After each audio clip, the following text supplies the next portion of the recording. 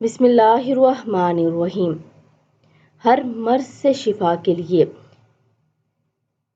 ان چیزوں کا اہتمام لازمی کرے۔ نبی کریم صلی اللہ علیہ وآلہ وسلم کا ارشاد ہے کہ جو شخص بارش کا پانی لے کر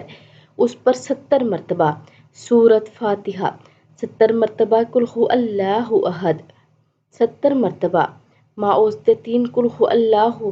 قل اعوذ برب الفلق اور قل اعوذ برب الناس 70 مرتبہ پڑھ کر دم کرے تو اللہ رب العزت